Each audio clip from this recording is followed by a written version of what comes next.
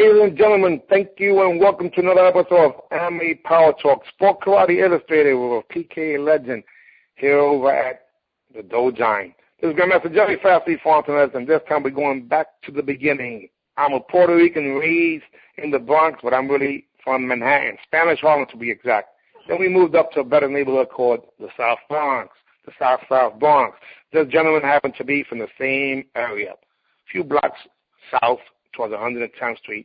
And regardless of where you start, it ain't where you're from, it's where you're at. And where we at right now is at a whole other level because we're still alive. In 2015, myself and this gentleman who is 11 years older than me is still alive. And I would assume that this is quite a bit. One of the big reasons is because martial arts gave us options to be able to do things, to be able to stay alive, because otherwise we would have been part of the statistics, dead or in jail. Anyway, this gentleman, whether it was point karate or kickboxing, he's one of the people that I looked up to, and he's shorter than me, and I still look up to him, you know, and this is because he was able to produce the results. Without further ado, the gentleman's name is Apache Cruz. Are you there, sir? Yes, I am. Hey, I am honored and I am blessed to have you as a friend and a big brother, and thank you that you're taking the time out to share your experience. Hey, that goes both ways. That goes both ways. Thank you very much. So this is, basically, let me give you the overview. If I went to war right now and I can only have 300 people in my army, like the movie 300, which I love quite a bit, you, sir, are on my 300. You're on my team. So that's what this is about, letting people know who I believe in, that are the real deal. I could be wrong, but there's a difference between quality and quantity, and sir, your record proves and it speaks for itself. But anyhow, let me just say this. In the beginning, what was your motivation, your desperation, or your inspiration to start off in the martial arts? Now, I'm going to put myself on mute. I want you to say the year, the style, and as soon as you finish with that, then I'll ask you another question, sir. But I'm excited about this because, technically speaking, when it comes to a barrio, you're the first person from that area that I'm interviewing right now. You're not the first person being Puerto Rican and from New York, because I was Wilfredo Rodan a few years ago. But when it was all said and done, all your motivation, desperation, and inspiration to train in the martial arts, and what year it was, sir? Well, when I started was in the 68. 68 I started. It was Ishiru. My style was Ishiru. Then I had traveled with another style, Goju-Ryu, with the late Soki Peter Flores. My motivation was because I always been short, and I always been a fighter. You know, so I hated bullies. They used to call me the giant killer because I used to go after the bullies. You know, people with the school I used to go to, PS 117, junior high school 117, when there was a problem. And, you know, I was intervening because I used to hate bullies. And some other people used to call me the giant killer because I used to jump in. I fight. I don't care how big you are. My motivation, that was my motivation. Now, who was your instructor in Ishiru? Well, my instructor in Ishiru, okay, he was a mentor of mine. His name was Billy Shaw, Billysshaw. Billy Shaw, that was my instructor, who he trained under Dennis Boodoo in Queens, Northern Boulevard. Wow. And when you started training in Goju, what year was that? Well, first of all, in Ishiru, where was it at? Was it at PAO, YMCA? Was it? Well, it was a community center up in Queens called Amcor, New York. Amcor Community Center up in 94th Street and Northern Boulevard. Wow, Northern Boulevard. Okay. So were you born were you born in Queens, or were you born in Manhattan or Puerto Rico? Where were you born at? I was born in Spanish Harlem, man. I was born in Spanish Harlem in 102nd Street, 3rd Avenue. The buildings are not there now. We moved to 109th Street and 3rd Avenue, right across the street from PS Junior High School 117. and the famous singer used to live right next to my building, Mark Anthony, and his grandmother is my madrina. Let her rest in peace. Wow. Hey, but wait a minute. You rest in peace. Then that means that, see, 109th and 3rd Avenue, that means just one block up is when the young lords took the garbage and put it across the street and burned it, right? Exactly. We used to roll with them. Matter of fact, they took over one of the churches, 111th Street and Lexington Avenue. Yeah, the church. Right, the church, and they also took over Lincoln Hospital. Lincoln Hospital. Yeah, well, Felipe Luciano and I are pretty good friends, so I'm going to be interviewing him also, too, because, I know that you guys, that's the era. And mention my name, and he did a big article on me years ago when we had the 3rd Avenue Festival, and I was, at the time, the PK #1 contender, and we was getting ready for a fight. He interviewed me. He said that Apache Cruz hit harder than the grandmother beating the dirt out of the carpet. Well, how about I tell you that Felipe Luciano was the reason why I was on Good Day. The day that he actually left and didn't even get on the show, he made sure that I got interviewed. Oh, and that's right after winning the grand champion at the Junior Internationals. Felipe Luciano, I met him in an event that literally was highlighting a whole bunch of sports figures that was put on by Latino Sports over at Jimmy's Bronx Cafe. And when he met me, I looked at him, I said, man, you look familiar. And then I said my name, and he said, Fontaine, yo, you the one, you called me money. I said, what do you mean I cost you money? Yeah, man, that school that you opened up over there, that they used to be Allen Bank School, well, my agent said that was a karate school, and I said, no, that school closed down. And then sure enough, I turned around and looked, and there your name was in freaking Broadway, and I lost some money on that bet. So then we started having conversations. I jumped on his case. I said, man, you know what? I'm pissed off at you guys. Why? I read the article with Pablo Guzman over when he was on the cover of the Village Voice. Man, he said, man, poor man, that freaking guy. And he started talking about him, but I said, I didn't know that you guys had revolutionized so many things for the betterment of the people in Spanish Harlem and all the ghettos in New York City. I didn't know that. So when I read about that he did. 3rd Avenue, and Felipe Luciano, that he did. Juan Gonzalez also, who was part of the Young Lords, did my story in the Daily News. Uh-huh. And then obviously we also have Pablo Guzman and J.J. Gonzalez and all these people, including Gerardo Rivera, which were all down with the Young Lords guys. So those of you who are listening, these guys as teenagers in early 20s knew the Constitution better than lawyers did. And some of them, and one of them actually became the lawyers, the guy who was Jerry Rivers, today known as Gerardo Rivera, a Jewish Puerto Rican dude. I met him through Felipe. And it was the 3rd Avenue Latin Festival. And then all that started switching on to 111th Street. The old timers gave a lot of stuff, got involved. Like you said, he put us in a map a lot. Okay. Well, it was him and Mayor Koch on television all the time. They had that TV show with Mayor Koch and Felipe Luciano dropping bombs. And those of you who are listening, guys, this is also one of the original last poets. Okay? Felipe Luciano is one of the original last poets. That's right. Yep, so you lived right up the block from the Eagle movie theater, right? Not too far. It was a little further south. That was the hangout, 3rd Avenue, 102nd Street and 103rd Street and 3rd Avenue. The Eagles. That was our hangout. That was our little gang spot. And then we had the other one, the opposite, our rival, the Cosmo in 116th Street. 116, next to the Cuchifrito. Ahí yo vi Correa Coto y mi máscara y santo. Right across the street.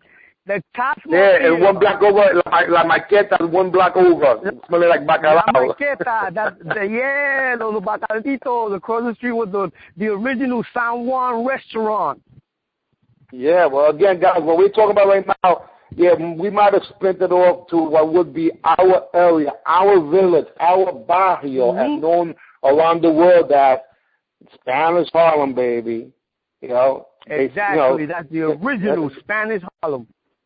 The real deal. And again, being Puerto Rican descent, being first generation, what they consider us New Yorkers, we spoke both English and Spanish and invented our Spanglish. and we came up in we came up in a culture that was really interesting because even though we knew that we were black with the African blood, we also spoke Spanish, but we also had another type of flavor being from New York, and that's why the so-called Cuban Afro Mambo became salsa from a barrio in the South Bronx when the first generation New Yorkers put a no twist to something that was different, and here you got the original music invented in New York, salsa, descendant of Mambo. If you want to get the real salsa, we used to go to the Bronx, Orchard Beach on Fridays when we used to see Hector Lavoe, Ray Barreto, Eddie Pamelli, Joe Cuba, Willie Colon, and everybody else. Even for those of you who don't even know, not only Tito Puentes was from the Bronx, but there was a time where Tito Rodriguez even lived in the boogie down Bronx. Exactly. Matter of fact, one of the other ones, Joe Patan, lived in 110th Street, and he used to run a community center up there called Theater Arts. All right, Joe Patan happens to be one of the legends in what's considered South Soul. He got soul music inside of Side. He started South Soul Records, one of the independents that came out, and literally he was one of the most famous known with the Boogaloo, but homeboy is not even Puerto Rican. He's freaking Filipino and black. He's Filipino.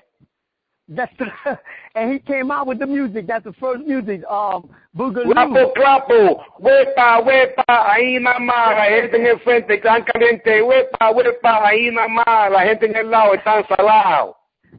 And his wife that he's still with, his wife that he's still with, has freaking more videotapes of me sparring than I do. I gotta find those things, bro. His daughter, Taina, literally won one of those TV shows where she was a singer. When there was like a reality show. Ella ganó a few years back. So I gotta look them up. Pastor Joe Batan, Joe Batan's son. Actually, his name ended up being Batan, even though Joe Batan's name is that's just his stage name. But he named his son Batan, and Batan himself is became a top fighter. His daughter fought in my tournaments, you know, and props to them. Guys, yes, just split it off, but it comes out to the same thing. Guerreros son guerrero, and in Spanish Harlem, we had not just one rose, but a whole bunch of roses and the thorns, baby. That's right. That's right. You right on that. Hey, but let's go. How about this? The first place that I ever jumped inside of a pool that was, 16 feet, whatever it was right off the high bridge. I should say the top of the diving board in Jefferson Pool. 112 and 13th Street and First Avenue. Jefferson and Pool. That's where we were. Legend. That's right. Exactly. That's the place where there was one time where you couldn't even go in there without sneakers because there was glass, so much glass in the bottom there that you would get cut. Yep. That's the Back old in the Jefferson days. Pool. Back in the days, man. That was it. That's it. That was the spot. But at the same time, when you had to go to Jefferson Pool because it was towards the east side, towards Pleasant, depending on your age, you had to run through there because the Italians were going to get you. So you had to make sure you was moving really quick. You know what I'm saying? If you're not fast in your feet, don't go through there. But you got the nickname Fast Feet, so you could go through there. Oh man, that's phenomenal. Hey, listen. So let's go back to karate here for a second, guys. We split it off because this is called our history. The history of martial arts / coming from what would be at barrio, or today they call it the hood. Back then we just called it home. And it doesn't matter where the barrios are. The ghetto is the ghetto, it's home. And it was all about respect. And if nothing had to do with you, you just kept it moving. Mind your freaking business, respect people, and keep it moving. Those laws still apply to this day, regardless of where you go in the world. So that's why I never had any beef with anybody, because I know the rules. But also there's a rule that says... That's what you call block rules. Block rules. You respect. Yeah, well, respect is the number one thing in any form of martial arts.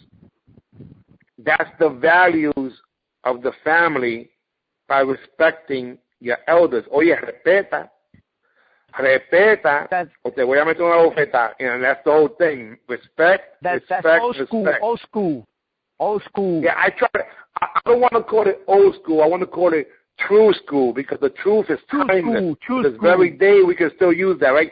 Because when it comes down to it, back then it was the truth. Today is the truth. And in the future is the truth. It's all about respect. We did a lot of good things and bad things based on making sure that people respected us. They may not like us, but they're going to respect us. And that being the case, sir, speaking of respect, you started training in martial arts in Inshinru, and then you went into Goju. Who did you train with during that time, and and around what year was that? Oh, man, we're going back, okay. I don't know the exact years. In the 70s, I met Soki, the late Soki Peter Flores, let him rest in peace. I trained with him while I was still under the Inshinru system.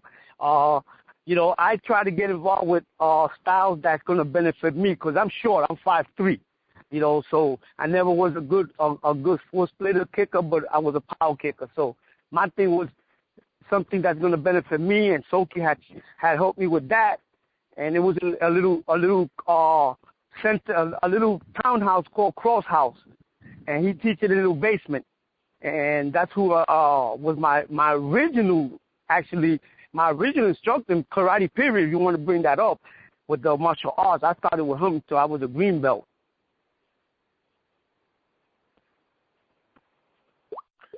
Awesome. Now let's talk about some of the other people that were around during that time that you might have looked up to. In that time, in the 70s, 80s, I was fascinated in the kickboxing with Bill Superfoot Wallace. They used to call him, I don't know how far, but they used to call him Oak Tree Edwards. Another. He's still around. Believe it or not, he's still around. Man, he was another impressive me, because I like the power. So he had power. Bill Wallace had that speed and the Oak Tree Edwards was the guy that was a sparring partner. He was a sparring partner with Mike Tyson and broke his ribs. That's an untold story, but that's what happened. He was one of Mike Tyson's sparring partners. Then a couple of names was brought up: Keith Vitale, Rome, Jerry Rome. These guys was awesome, and that when I used to see that, I said, I need to get into sport. Wow. All right.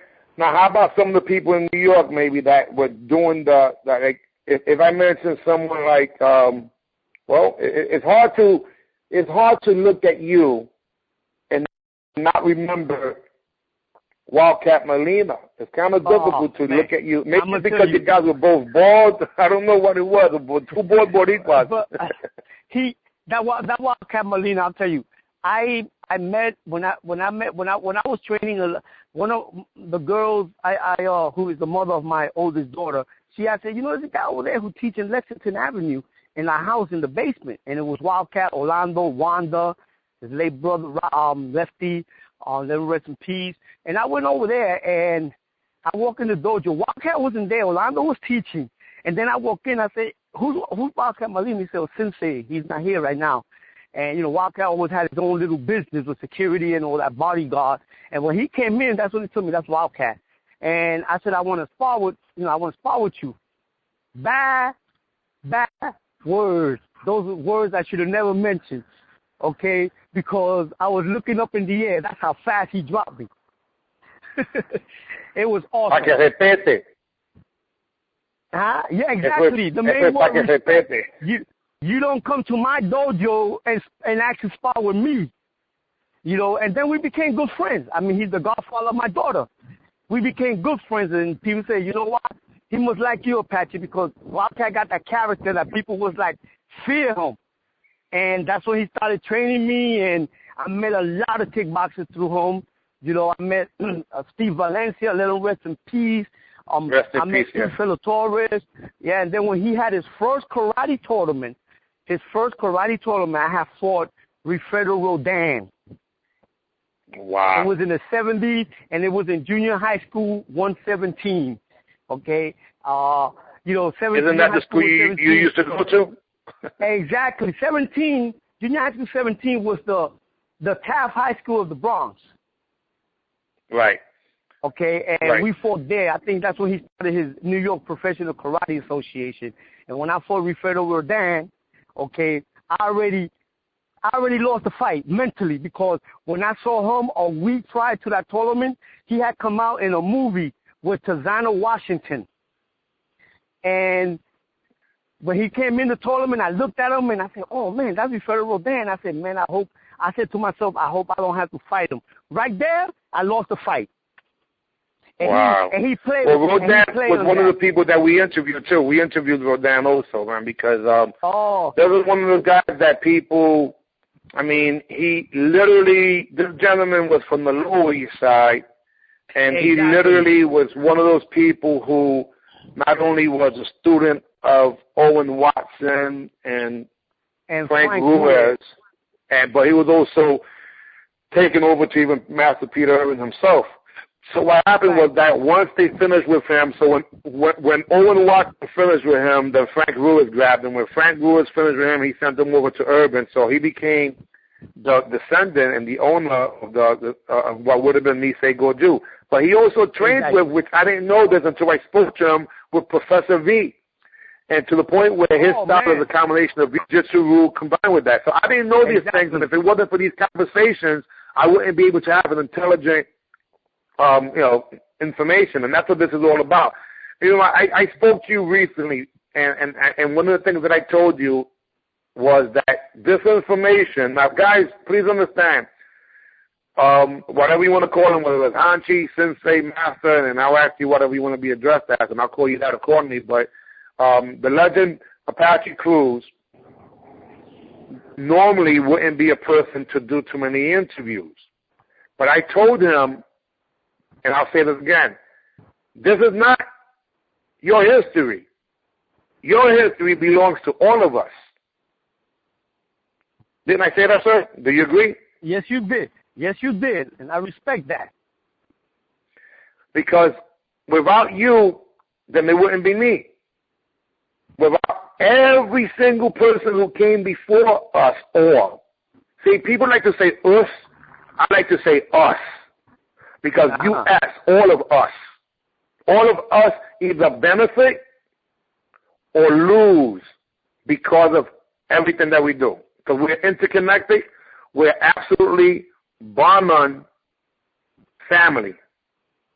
And family, literally, as we have dysfunctional as any family in the world. Some of us have long hair. Some of us cut our hair. I didn't cut it as short as you, but you even, you say, hey, you cut your hair like me. And that's the point. We are human beings that want to have a good time. And throughout the years, as a young man, if you saw me grow up, I always wanted to have a good time. And people had a hard time with me having a good time. So I mind my business, and I just did my thing. But I always happened to get respect from people that I thought were the real deal. And the real deal weren't people who were just teaching to me. They weren't just people who were just doing even kata. I respected those people also. But the ones that were knocking heads, they're the ones that I respected the most. Whether they knew I respected them or not, I was always a fan. And nothing's changed, except that now I have more people that I have to, there's just more people that I respect and I love. And I don't want these people to die without them knowing that we appreciate them. I'm getting ready to make 2 phone calls this week with 2 gentlemen that literally are in some bad stages of cancer. By having a conversation with them, I think that it'll help them stay alive. Now, when rest in peace, Soki Peter Flores passed away. I didn't get a chance to visit him in the hospital, but I did send him a video that made him laugh because he remembers me going to the tournament. Yeah, I saw that video. I couldn't attend the hospital, but I when he was in a talking mood, I definitely gave him a call, and we conversed for about 45 to an hour, and we brought back some old memories, and I pray that conversation cheered him up, and he's with the Lord, he doesn't have to suffer. But right now he's here. As we speak, when you talk about people, since we're energy, people believe that humans can have a spiritual experience. And that's the opposite. We're spirits having a human experience. And when you know that to be a fact, you know that when someone is remembered, they're here right now. I see him smiling right now as we speak. And this is what it's all about, guys. We want to have funerals for people while they're alive. In other words, celebrate people while they're alive so they can hear you, as opposed to when they can't anymore. I believe that wholeheartedly. So this is really about us, U.S., all of us benefiting. The reason why you're 5'3" is because I stood on your shoulders. We stand on the shoulders of giants. Exactly. And other people stood on your shoulders. So give it props where it's due. Hey, just so you know, this is a sincere pleasure and honor for me to have a conversation. I still get a kick out of the fact, guys, that people know who I am, and it's because I'm Jerry Fontenez. Fast Feet Fontenez has a whole different character. That's someone whom I created, I should say my mother created, and I just, made sure I made mom proud.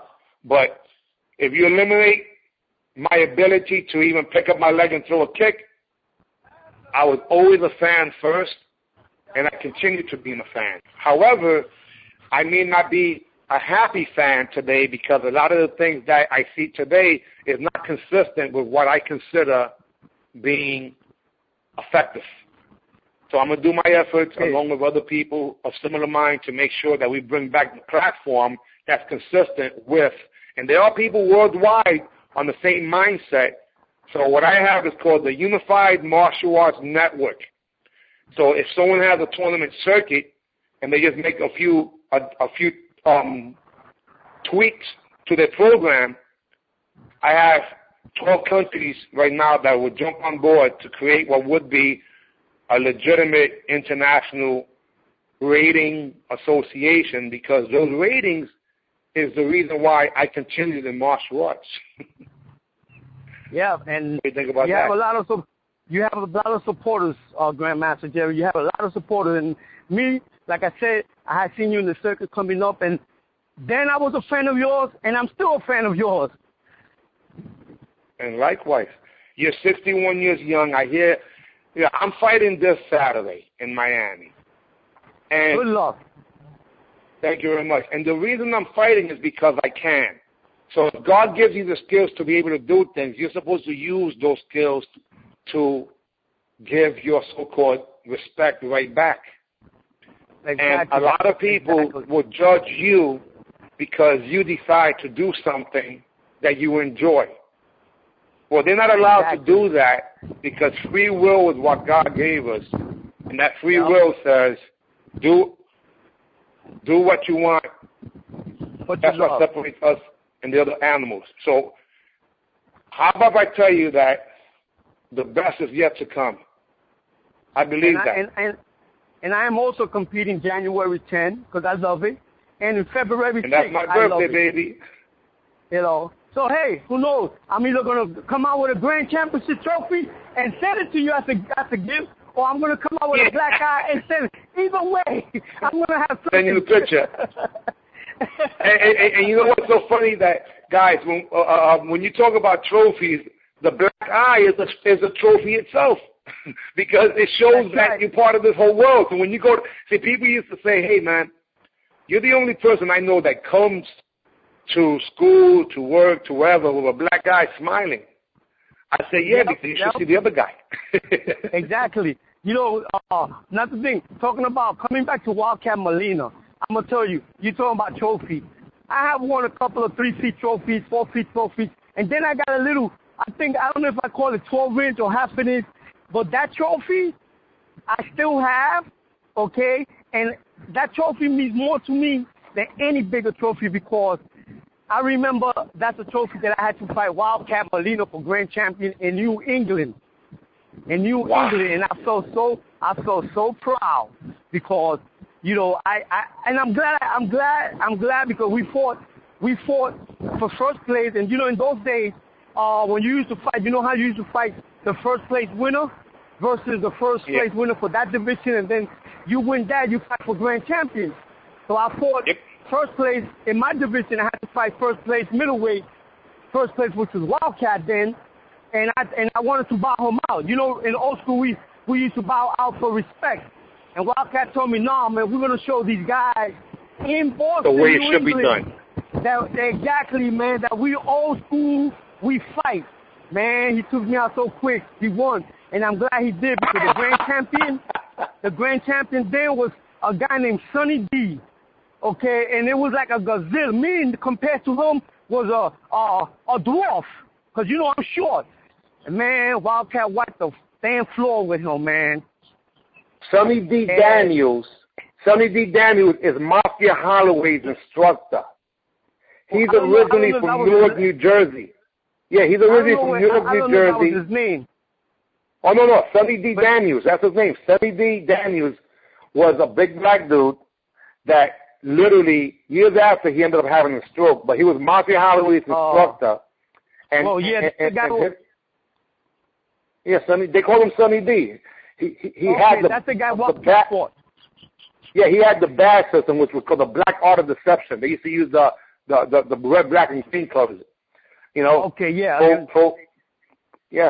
So Sonny D. Daniels was Mafia Holloway. Wildcat hit him with a reverse punch and a front kick, and the guy came back at him, boy. But Wildcat, remember, he messed up his hand that day. We won $500. So he gave me $100, but that trophy means more to me than anything because I fought Wildcat. What year was this approximately? Oh shit, man, that was in the 70s, man. Okay, now wait a minute. So you're saying, listen to what you just said.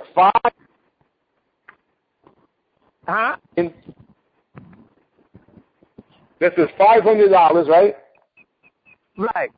In the 1970s. In the 70s. Remember what I told you? Okay, so $500 in the 70s is not $500 today. $100 in the 70s is nowhere near $100 today. That's what messed me up.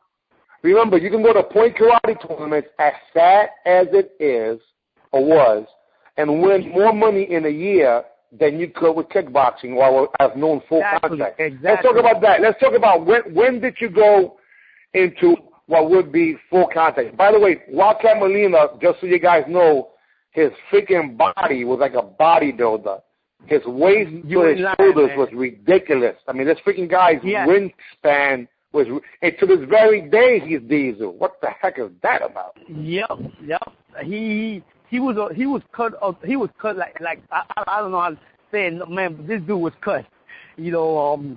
And he started at NYPKA, and I fought there. Like I said, when I fought Federer wrote down his point, it was in that tournament. And then I got into the kickboxing. I fought I'm going back now. At the Beacon Theater. Yeah, baby. 77th Street and Broadway. I fought a guy named Johnson. I think his name was Robert Johnson. Matter of fact, the referee for the fight, which also was one of my mentors, was Grandmaster Reno Morales. Let him rest in peace. Everybody know who Reno Morales is. Yep. The referee, he stopped the fight.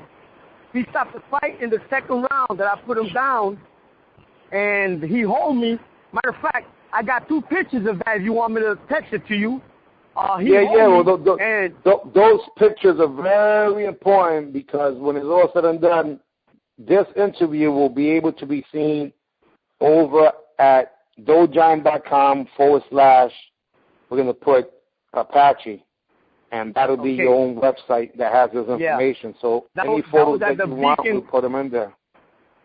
That was at the Beacon Theater. Ralph Mitchell, that was his name. Ralph Mitchell. Wow.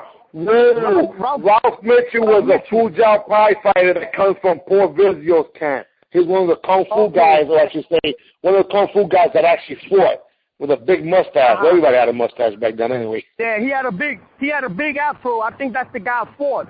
I'm going to double check my records because I got photos of that. And Reno Morales grabbed me when he fell. And I told him, no, man, I'm going to go kill him. This is the name of the game. He told me, take it easy, Apache. Don't get disqualified. Take it easy. You know, because when I get somebody hurt, I got to go after you. You know, because if not, you might take me out. And then I fought a guy named Johnson. Then I fought Israel. I fought Anthony Salerno. And I fought... Are you talking about Israel Rodriguez? Yeah, Israel Rodriguez. The video another guy from Spanish Harlem. Or actually, he was from the Bronx. Right. He was from the Bronx. And then I fought 12 rounds. He's the one that introduced me to the leg kick, and this guy was a cast iron. Okay? And you know him very well. Very, very well. His name is Grandmaster Jonas Nunez. Oh, wow. I don't know if you was aware of that me and him fought for the NYPKA, and he introduced me to the leg kick because he was more to the Muay Thai. He kicked me so hard my leg, I thought I was growing a head. Yeah, well, that was during the time where I started, that's when I resurfaced to the martial arts. See, my background really comes from Long Fist Kung Fu in 74, but in 1976, I joined Sang Soo Tiger Kim. Rest in peace to him. Man, Tiger Kim from the Bronx. Yeah, of course. Tiger Kim, Supreme Grandmaster Tiger Kim, he's the reason why when I came to the karate circuit, when I met Jonas Nunez, Jonas originally green belt, training in whatever he was doing, but Louis Trujillo from the Bronx, they went to Clinton High School together. Clinton High School. I met him Clinton.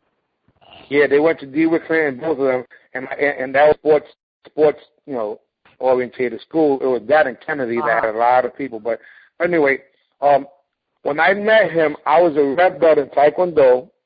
He was a green belt, and I don't know whatever style it was. And then, but I was strictly a Taekwondo fighter, Taekwondo circuit. When I went with Louis Trujillo to a tournament at the PAL on Webster Avenue, promoted by Lamar Thornton and Chink Valencia, right? And Chink Valencia, Steve Valencia's brother. Right? Steve Valencia's older brother. That tournament was the first time that I knew that it was even a whole other world of karate. Because I used to come strictly from Taekwondo tournaments, going through Henry Cho's and things like that, right? Right. So now when I went over to this, the Americans. So when I went over to this tournament in, I didn't go compete. I just went there to watch. I couldn't believe that it was like gangs, and everything smelled like Tiger Bomb. And I couldn't believe that the referees were actually like, the judges were like talking to they were talking back to the judges. We couldn't do that in Taekwondo. That was not allowed. So I saw a whole different thing. I seen guys fighting with their hands down, throwing punches. I heard of a dude named Ralph Mitchell. I should say not Ralph Mitchell. Ramon Smith, Dominican Republic. He had finished beating Howard Flash Jackson. Yep. Yeah, Dominicano from June Lee, from the June Lee Institute. That he had finished beating. Yeah, he had finished beating. Literally, he had finished beating Howard Flash Jackson in 1974 for the first Peking New York World Championships. Howard Jackson. Yeah, rest in peace. And then he lost to Isales Dueñas. Isales Dueñas was the guy who actually beat him for the title, but he's the one that's why the only person the only person who did not win world championships from America was the lightweight, because Bill Wallace, Superfoot, won the middleweight. Jeff Smith won the light heavyweight, and Joe Louis, rest in peace, won the heavyweight. That was 1974, and that's when Telly Savalas was the host, and it was Wild World of Entertainment. And in addition to that, the person who was the promoter, which became a very good friend of mine, believe it or not, was Mike Anderson, the first PKA promoter that invented what's today known as the PKA. Right. And there's a photo right now today as we speak, right on my wall, which I'm going to tag you. And in this photo, you see